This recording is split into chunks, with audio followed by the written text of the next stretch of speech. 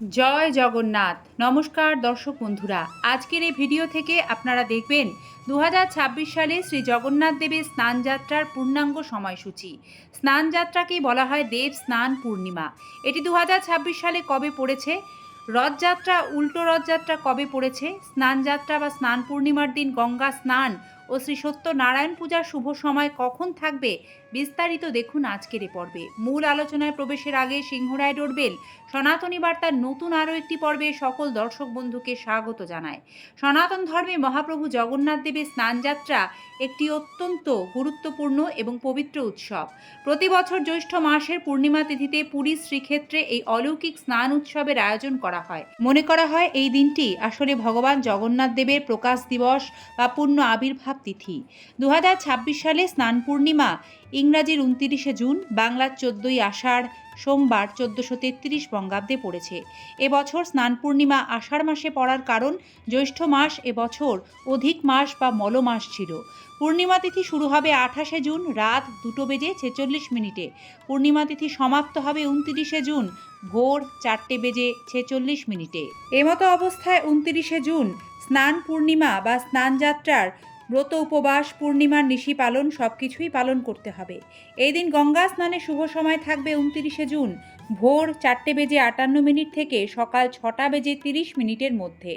এই দিন শ্রী শ্রী সত্যনারায়ণ ব্রতর শুভ সময় থাকবে 29শে জুন 2026 প্রদোষে সন্ধ্যা 6:23 থেকে রাত্রি 7:59 মধ্যে।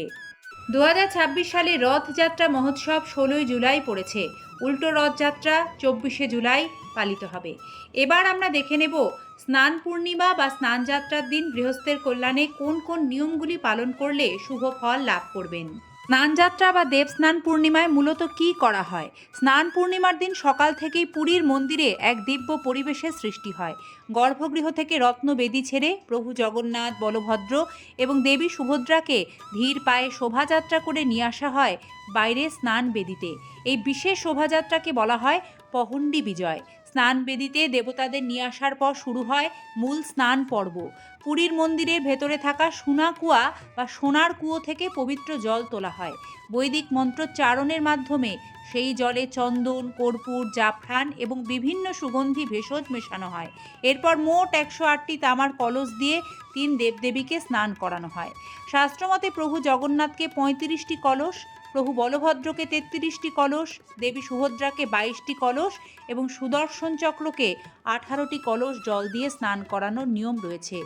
স্নানযাত্রার ঠিক পরেই বিকেলবেলা ভক্তরা এক পরম সুন্দর ও অলৌকিক রূপের দর্শন পান, যা হাতি বেশ বা গজ বেশ নামে পরিচিত। স্নানের পর জগন্নাথ ও বলরামকে গণেশের রূপ বা হাতির সাজে সাজানো হয়, আর দেবী সুভদ্রাকে সাজানো হয় পদ্ম ফুলের বেশে। স্নানের পর কেন অসুস্থ হন মহাপ্রভু? কি এই অনবসর? স্নানযাত্রা শেষ হওয়ার পর একটি অত্যন্ত মানবিক লীলা শুরু হয়, যাকে বলা হয় অনবসর বা আনাসারা। টানা 108 কলস ঠান্ডা জলে স্নান করার পর লোকবিশ্বাস অনুযায়ী মহাপ্রভু জগন্নাথ, বলভদ্র ও সুভদ্রা দেবী তীব্র জ্বরে আক্রান্ত হন। 29শে জুন স্নানযাত্রার পর থেকেই কিন্তু মন্দিরের দরজা সাধারণ ভক্তদের জন্য 15 দিনের জন্য বন্ধ হয়ে যায়। এই সময় কোনো জাঁকজমকপূর্ণ পুজো বা রাজকীয় ভোগ প্রভুকে নিবেদন করা হয় না। রাজবৈদ্যের পরামর্শে প্রভুকে আয়ুর্বেদিক ভেষজ, পাচন, ফল এবং তুলসী পাতা দেওয়া হয়। এই 15 দিনে শ্রী বিগ্রহের অঙ্গরাগ বা নতুন করে রং করার কাজ, যাকে নবযৌবন রূপ, সেটি সম্পন্ন করেন দৈতাপতি সেবায়েতরা। এবছর অর্থাৎ 2026 সালে 29শে জুন থেকে শুরু হওয়া এই অনবসর পর্ব শেষ হবে 15ই জুলাই। এরপর 16ই জুলাই শ্রী জগন্নাথ দেব, বলভদ্র, সুভদ্রা দেবী সুস্থ হয়ে রথযাত্রার মাধ্যমে মাসির বাড়ির উদ্দেশ্যে রওনা দেবেন এবং সেখান থেকে পুনর্যাত্রা করবেন, যাকে উল্টো রথযাত্রা বলা হয় 24শে জুলাই 2026।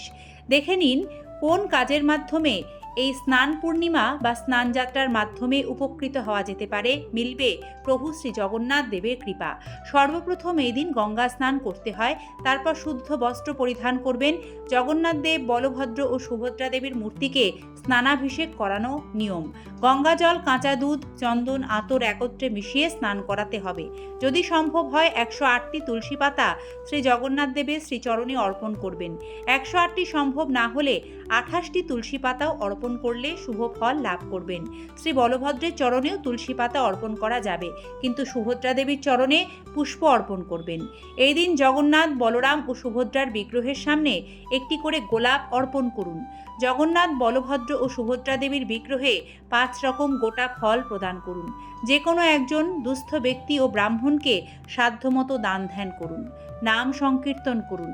ভক্তি হলো ভগবানের কাছে পৌঁছানোর একমাত্র সরল পথ। আপনার এবং আপনার পরিবারের জীবনে সুখ, শান্তি, সমৃদ্ধি বয়ে আনুক, এ প্রার্থনাই করি। শুভ স্নান পূর্ণিমা। জয় জগন্নাথ।